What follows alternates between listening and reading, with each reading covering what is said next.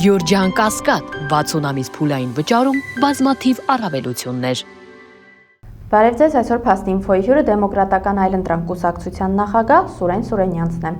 Բարև ձեզ, պարոն Սուրենյանց, շնորհակալ եմ հրավերությունելու համար։ Պարոն Սուրենյանց, օրերս պարզ դարձավ, որ ղազախական հացահատիկը Ադրբեջանի տարածքով մտնելու է Հայաստան։ Ինչ է սա նշանակում, ընդհանրապես ինչ տեղի ունեցավ, դրա շուրջ մանիպուլյացիոն հայտարարություններ հնչեցին, ի վերջո որն է մեր օգուտը, որովհետև այս գործընթացի մանրամասներին մենք իհարկե դեռ կանդրադառնանք։ Հաստատ դա ինչ է, ինչ մատուցվում է իշխանության կողմից։ Միանշանակ դա կարող եմ ասել։ Իհարկե ընդհանրապես, որ որևէ հատկապես թշնամական երկիր տրանզիտի սահմանափակումները հանում է, դա դրական երևույթ է, մեծ հաշվով, որովհետև ցանկացած երկիր ուզում է, որ իր ապրանքները մեկ այլ երկրում տրանզիտային սահմանափակումների կամ տարանցման սահմանափակումների տակ չլինի։ Բայց այստեղ արտառոց իրադարձություն տեղի չի ունեցել, ոչ էլ դարակազմիկ իրադարձություն է տեղի ունեցել, բացատրեմ ինչու։ Նախ այնպես չէ, որ սա մոտ է ապաշրջափակմանը։ Մի հատ հասարակ օրինակ ուղղակի բերեմ, Ակտա ու Բաքու երկաթուղով, հետո այդ հացահատիկը գնացել է ուրեմն Վրաստան, վրացական երկաթուղուց է մուտք գործել Հայաստան։ Այսինքն Վրաստանից ենք մենք դարձյալ ստացել։ Եվ հիմա այստեղ արդեն տնտեսական հաշվարկի խնդիր է, որտեղ այն մեծ դիվանագիտական նվաճում, բան, որ իշխանությունն ներկայացնում է, դա այդպես չի։ Կրկնում եմ, դրական եմ գնահատում տարանցման արգելքի վերացումը, բայց սա արդեն տնտեսական հաշվարկ է, Ադրբեջանի տարածքով բերել է տնտեսապես օգուտ է, թե ոչ, կամ ղազախական հացահատիկն է ավելի շահավետ մեզ համար, քան ռուսական թե ուկրաինականը։ Բայց սա կրկնում եմ, արդեն տնտեսագիտական հաշվարկ է։ Ինչու սա ապաշրջափակում չի։ Նախ ասեցի արդեն, որ Ադրբեջանի տարածքից մուտք չի գործել Հայաստան, այլ Վրաստանի։ Երկրորդը, որպեսզի ապաշրջափակում տեղի ունենա, պետք է մաքսային վերահսկողությունը, անվտանգության երաշխիքները, սահմանային վերահսկողությունը, այս բոլորը գրավոր համաձայնեցված լինեն, ինչպես տեսնում եք, այդպիսի բան գոյություն չունի։ Երրորդը, եկեք հիշենք, թե ինչ կոնտեքստում է Ադրբեջանի նախագահ Իլհամ Ալիևը արել այդ հայտարարությունը։ Իսկ նա այդ հայտարարությունը արել է նախորդին Ղազախստանի մայրաքաղաք Աստանայում, երբ հանդիպում էր այդ երկրի նախագահ Տոկաևին։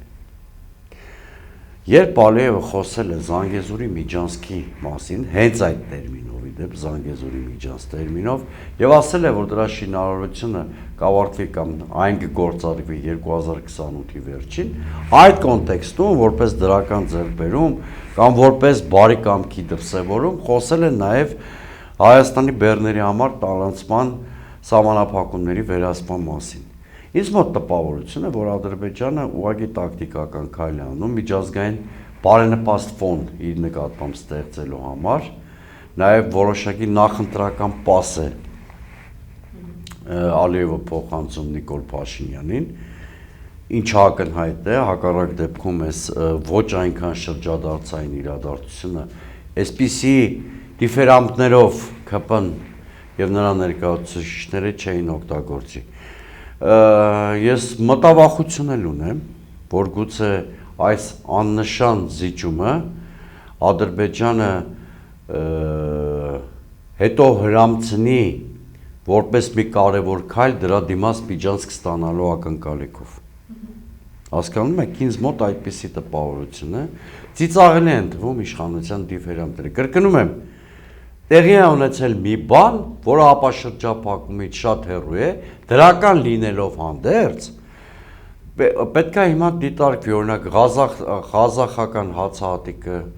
ավելի էժան է մեր վրա նստում եւ արշլոկ այդ երթուղին ավելի էժան է մեր վրա նստում, թե այլ տեղից բերելը։ Պարոն Սուրենյանց, այստեղ նաև հարց առաջանում, օրինակ մենք կողջունեինք այս քայլը, եթե Ղազախստանից ուղղակիորեն Ադրբեջանի տարածքով մուտք գործեր Հայաստան, այո։ Շրջափակում տեղի ունեցած։ Բայց հիմա այնպիսի տպավորություն է, կարծեք թե հայ-վրացական սահմանի հետ կապված ինչ որ խնդիրներ կային եւ հիմա այդ խնդիրները կարգավորվել են, դրա համար Վրաստանի տարածքով հացահատիկը մտնում է Հայաստան։ Դե ես ասում եմ, եթե ապաշրջափակում տեղի ունեցած լիներ, իսկապես դա Ադրբեջանի տարածքից մուտքը գործել Հայաստան, իսկապես կարելի էր սա գնահատել շատ նշանակալի քայլ հայ-ադրբեջանական կոմունիկացիաների ապաշրջափակման համատեքստում։ Ու չնայած այն հանգամանքին, որ սովորական տարանցման մասին է խոսքը, բայց ելի եմ կրկնում, սա տեղի է ունեցել Ղազախստան, Ադրբեջան, Վրաստան, Հայաստան երկթուղով, այսպես ասենք, որ մեր հասարակությունը ավելի լավ հասկանա եւ ապաշրջափակման մասին խոսք լինել չի կարող։ Եթե դրական անգամ միտում կա այս քայլի մեջ, շատ ժամանապակ դրական էֆեկտի մասին է խոսքը, այն էլ հայտնի չի Ադրբեջանի չի դիմաց է արել, եւ երկրորդը մեր քաղաքացիներին ուղղակի ասենք, սիրելի հայրենակիցներ, ապաշրջափակում տեղի ունենում է կամ հաղորդակցությունները բացվում են, երբ որ սահմանային վերահսկողությունը, մաքսային կանոնները եւ անվտանգության երաշխիքները հստակեցված են լինում։ Դուք այդպիսի բան չեք լսել։ Ավելին, ոչ թե Ալիև Փաշինյանը հանդիպման ժամանակ այդ մասին հայտարարվել, եթե ապաշրջափակում լիներ, դա հայ-ադրբեջանական համաձայնություն պիտի լիներ, այլ Ալիևի ղազախական այցի ընթացքում է դա հայտարարվել, երբ որ Ադրբեջանի նախագահը զրուցում էր իր ղազախստանցի գործընկեր Շտոկաևի հետ։ Պարոն Սուրենյան, այստեղ նաև մի հարց է հետաքրքրում, իսկ ուր մնաց ռուսական գործոնը, որովհետև տեսեք, նույն Ղազախստանից հացահատիկը գալու է Ադրբեջան, Ադրբեջանից Վրաստան, հետո Հայաստան, իսկ չէր կարող նույն հացահատիկը Ղազախստանից գնալ Ռուսաստան, Վրաստան, Հայաստան, այստեղ մտաբախություն չկա, որ պարզապես Ռուսաստանին են, այսպես ասած, Լուսանսկ մղում եւ Հայաստանը էլ ավելի է ինտեգրվում թուրքական աշխարհին։ Նախ ես վստահ չեմ, որ շատ մեծ խմբականակի մասին է հացահատիկի, մենք հիմնականում հացահատիկ գնում ենք Ռուսաստանից եւ կարծում եմ կառուցվածքում ներմուծումների հացահատիկի էլի շատ մեծ բաժին ռուսական է լինելու, վստահ եմ ուղղակի, ճիշտ է վիճակագրության չեմ տիրապետում, բայց դժվար թե Ղազախստանը մեր հացահատիկի հիմնական կարիքները բավարարի։ Իսկ Ռուսաստանը չի կարող վիրավորվել մեր այս քայլից։ Գիտեք, դիվերսիֆիկացիան վատ բան չի, բայց այստեղ ասում եմ առաջին հերթին տնտեսական հաշվարկը դեր պիտի խաղա։ Ում հացահատիկն ավելի էժան, որ տրանզիտն ավելի էժան նստում պետության վրա։ Այստեղ այնպես են ներկայացրել ուղղակի այս պատմությունը, ոմանց կարող է թվալ, որ մի արտառոց շրջադարձային կետ է եղել, որը շատ ուժեղ ամրապնդել է խաղաղության գաղափարը։ Ես ասում եմ, Ադրբեջանի քայլը ընդհանուր առմամբ դրական է, բայց սա այն շրջադարձը չի, այն պատմական իրադարձությունը չի, որ արդեն 2 օր շարունակ որով սղոցում են մեր ականջները քպայական սազանդարները, վստահաբար։ Սրան զուգահեռ Նիկոլ Փաշինյանն էլ հայտարարում է, որ Հայաստանի տարածքով Ադրբեջանից Թուրքիա կարող են բեռներ տեղափոխվել։ Սա Հայաստանի պատասխան ժեստն է, այսպես ասած։ Ենթադրենք, հա, բայց մենք Թուրքիայից, Անկարայից եւ Բաքվից, որտեղ նա երկկողմ տրանզիտի մասին էր խոսում, այսինքն բեռնափոխադրող մեքենաները Թուրքիայից Ադրբեջան եւ հակառակը։ Ենթադրենք այո, բայց ես չգիտեմ դա Նիկոլ Փաշինյանի ցանկության հերթական դրսևորումն է, ընդամենը, թե նախնական ինչ-որ պայմանավորվածություններ Անկարայի եւ Բաքվի հետ կան։ Մի քիչ կասկածում եմ, որ նման պայմանավորվածություններ արդեն Անկարայի եւ Բաքվի հետ կան, որովհետեւ Ադրբեջանի եւ Թուրքիայի գերնպատակը թրիփի կամ ինչպես իրենք են ասում Զանգեզուրի միջանցքի ըստ էության նույն բանն է, իրենց համար բարենպաստ պայմաններով շահագործումն է, այսինքն նրանք չեն գնա շատ արագ Նիկոլ Փաշինյանի առաջարկի ռեալիզացիային, որովհետև դա կարող է մեղմացնել նաև միջազգային հանրության աչքերում այն մոտիվը, որով նրանք ձգտում են այդ թրիփի կամ Զանգեզուրի միջանցքի բացմանը։ Եվ սրան զուգահեռ իշխանությունները երբ խոսում են կոմունիկացիաների ապաշրջափակման մասին, Ալեն Սիմոնյանը հայտարարում է, որ այո, հնարավոր է, որ Հայաստանը, այսպես ասած, հայկական զորքերը գտնվում են ադրբեջանական տարածքներում եւ անհրաժեշտության դեպքում կարող են հետքայլ կատարել։ Դե գիտեք, սա ակնհայտորեն ադրբեջանական նարատիվի գեներացիա է Հայաստանի թիվ 2-րդ պաշտոնյայի կողմից, այսինքն նա իրերը այնպիսի դասավորությամբ է ներկայացնում, որ միջազգային հանրության խնդրին անտեղյակ մարդկանց մոտ կարող է տպավորություն ստեղծվել, որ միակողմանի օկուպացիայի հետ գործ չունենք, գործ ունենք երկու կողմերի փոխադարձ խախտումներ, սահմանախախտումների հետ, բայց ուղղակի սահմանախախտումներ չէ, տեղի չեն ունեցել։ Մենք գիտենք, որ 2020-23 թվականներին Ադրբեջանի կողմից օկուպացվել է Հայաստանի Հանրապետության ինքնիշխան տարածքի մի զգալի հատված 200-ից 300 քառակուսի կիլոմետր։ Ահա սա պիտի լիներ պաշտոնական Երևանի կամ արժանապատիվ հայաստանյան որևէ իշխանության խոսույթ եւ պետք է պահանջվեր, որ Բաքուն դեօկուպացնի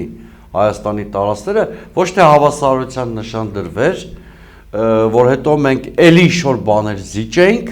առանց Բաքվից ինչ-որ բան ստանալու։ Պարոն Սուրենյան, գալով ներքաղաքական կյանքի եւ եկեղեցու շուրջ ստեղծված իրավիճակին, օրինակ օրինաչափ է եւ հնարավոր է, որ Արմեն Սարգսյանը դիցուկ գա եւ ասի, որ ինքը Հայաստանի նախագահն է եւ որոշումներ կայացնի, կամ Սերժ Սարգսյանը հայտարարի, որ իրեն ստիպել են, իր վրա ճնշում են գործադրել, սպառնալիքների ներքո է ինքը հրաժարական տվել, ապա սահմանադրական ճանապարհով է հեռացվել իշխանությունից եւ փորձի վերականգնել իր իշխանությունը։ Նույն տրամաբանությամբ, ինչու է օրինակ կարգալույծ եղած քահանան շարունակում, այսպես ասած, իր հոգևոր ծառայությունը, եթե նկատի ունենանք, որ օրինակ նա մտել է քաղաքականության մեջ, եկեղեցու դեմ քայլեր է ձեռնարկել, հետեւաբար կարգալույծ է եղել։ Հիմա նույն Նիկոլ Փաշինյանը պատրաստ է կարգալույծ եղած քահանային ընդունել որպես, այսպես ասած, իր հոգևոր հայր, հոգևոր հովիվ եւ գնալ իր մատուցած պատասխանը։ Նախ ձեր ասած տեսական օրինակները անհնար են, որ նախկին պաշտոնյաներից որևէ մեկը գա, քենսելանի իր պաշտոնանկությունը եւ շարունակի պաշտոնը։ Իսկ նախկին քահանան կարող է։ Իհարկե ոչ։ Նա կարգալույծ է արվել, եկեղեցին պետությունից անջատ անկախ կառույց է, Հայաստանի Հանրապետության 17 սահմանադրության 17-րդ հոդվածը երաշխավորում է եկեղեցու անկախությունը, եկեղեցին ունի իր կանոնները եւ շատ լեգալ ու լեգիտիմ գործիքակազմով եւ ընթացակարգով այդ երիտասարդը նախկին տերարամը հիմա պատկերավոր Ստյոպիկը, այսպես ասենք, որը դիվերսիոն գործիք է դարձել իշխանության ձեռքին ընդդեմ եկեղեցու, կարգալույծ է արված եւ նոր հաղորդումից քիչ առաջ մեր նկարանումից մենք տեսանք, որ արժանապատիվ ընտանիքներ հայկական հրաժարվեցին նրա պսակատարություն ընդունել, այսինքն պսակադրության արարողությունը եւ ճիշտ արեցին, որտեվ կարգավիճակ ունեցող մարդու կողմից կրոնական ծեսը մեղք է եւ եկեղեցու կանոններին դեմ է, այսինքն այն ինչ որ տեղի ունեցավ շատ բնական էր, բայց մենք տեսանք նաեւ այլ բան, որ երեք Նիկոլ Փաշինյանը մի նախադեպը չունեցող հայտարարություն է ազգային ժողովի ամբիոնից արել, իսկապես նույնիսկ Նիկոլ Փաշինյանի պարագայում գործ ունենք սենսացիայի հետ, որտեվ նա որոշում էր խորհրդարանական ամբիոնից, թե որ հոգևորականն է կարգալույծ եղած, որ հոգևորականը ոչ։ Կներեք, սա երկու շատ կարևոր սկզբունքի խախտում է, սա հակասահմանադրականություն է, դեպ ինչպես ասեցի, հակադրության մեջ է մտնում, սահմանադրության 17-րդ, 18-րդ հոդվածների հետ առնվազն, բայց սա նաև Հայաստանի աշխարհիկության սկզբունքի խախտում է, որտեվ ստացվում է, որ վարչապետը ուզուրպացրել է հոգևոր իշխանությունը եւ ինքն է տնօրինում կամ վերահսկում հոգևոր ոլորտը, սա խայտառակություն է, սա անձնակենտրոն իշխանության ձևավորման շատ վտանգավոր մանիֆեստ է, շատ վտանգավոր ուղերձ, որ Հայաստանում հաստատվում է անձնակենտրոն իշխանություն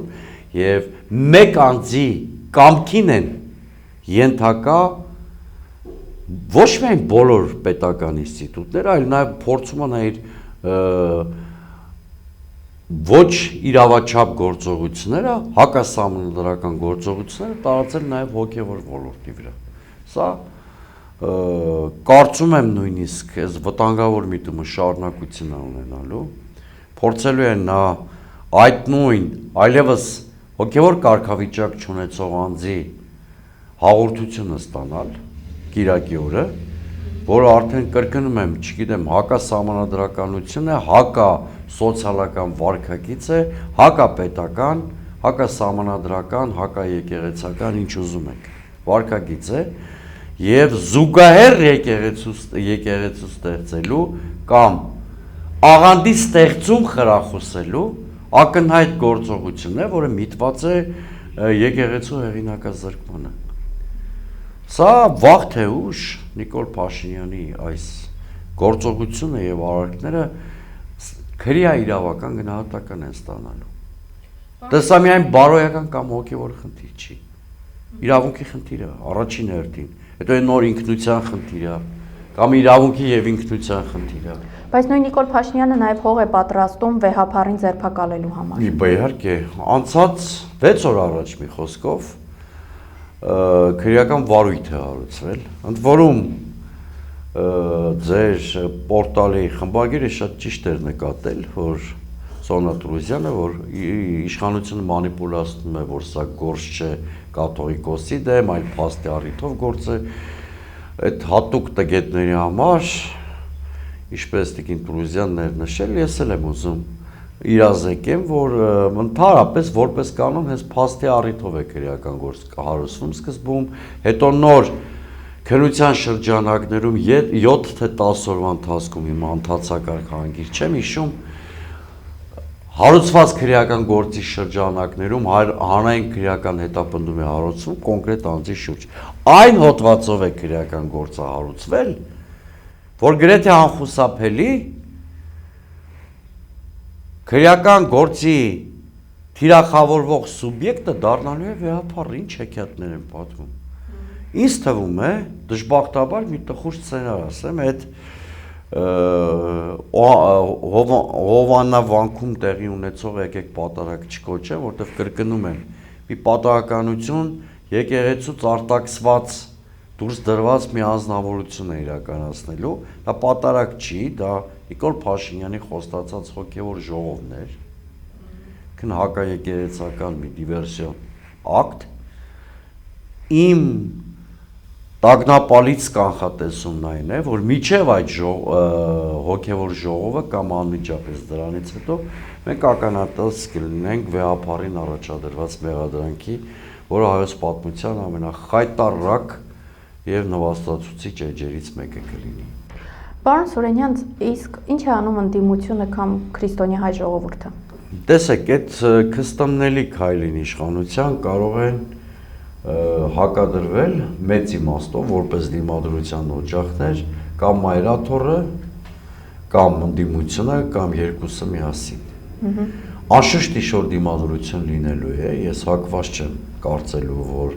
վեհը նահանջելու է, կամ ընդդիմությունը որևէ բան չի ձեռնարկելու, բայց իշխանությանը մանիպուլյացիայի միջոցով հաջողվել է այս հարցում երկփեղկել հասարակությանը, ու ես չգիտեմ, այս երկփեղկվածության պայմաններում հասարակության արդյոք հանրային դիմադրության մակարդակը այնպիսին կլինի, որ իշխանությունը իր դավադիր մտադրություններից նահանջի, կամ արդյոք բանը չի հասնի բախումներին, որը էլի սարսափելի հետևանքներ կարող է ունենալ մեր երկրի համար։ Մենք ապրում ենք հայոց պատմության ամենադրամատիկ բացասական իմաստով շրջադարձային էջերից մեկը եւ այս էլի բացասական իմաստով, բայց պատմական իրադարձություններն են կանխորոշելու, մենք տեր ենք կանգնելու մեր ինքնությանն ու պետականությանը, թե հայկական պետականության նշաձողը մի մակարդակել է անկում ապրելու, այնպիսի մի վտանգավոր մակարդակի, որ բովանդակային առումով ըստ էության բոլորիս անհատական եւ նաեւ հավաքական գիտակցության մեջ վտանգվելու է պետականության գաղափարը։ Եվ վերջում, պարոն Սուրենյան, Հայաստանի հոգևոր քաղաքում ընտրություններ են նախանշվում, սրա մասովին զարգացումների կարելի է սպասել, որովհետև տեսեք, ընդդիմադիր դաշտը օրինակ վստահ է, որ քաղաքացիական պայմանագիրը ընտրվելու այսպես ասած շանսեր չունի եւ հենց այդ տրամադրվածությամբ էլ ընդդիմությունը գնում է ընտրությունների, հաշվի առնենք թե ինչ է տեղի ունենում ընդհանրապես ժողովրդի կողմից ընտրված ընդդիմադիր տեխնատուների հետ, այսպես ասած, Փարաքյարում, երբ սպանվում է ընդդիմադիր քաղաքական գործիչը, Գյումրու պարագայում, երբ կալանավորվում է, եւ այս ընտրությունները ինչ հետևանք կամ ազդեցություն կունենան արդեն խորհրդարանական ընտրությունների վրա։ Տեսեք, ես Հայաստանի առաջին քաղաքական գործիչն եմ, ով ունի սուլիս ամիսների տապին կանխատեսում է արել, որ մեկտեղվելու են կամ զուգակցվելու են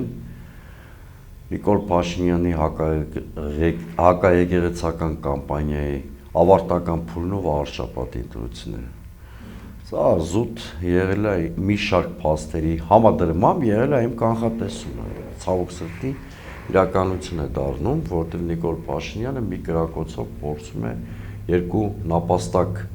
կրակել, այսինքն եթե նա մայրաթորի եւ հասարակության ընդդիմադիր շերտի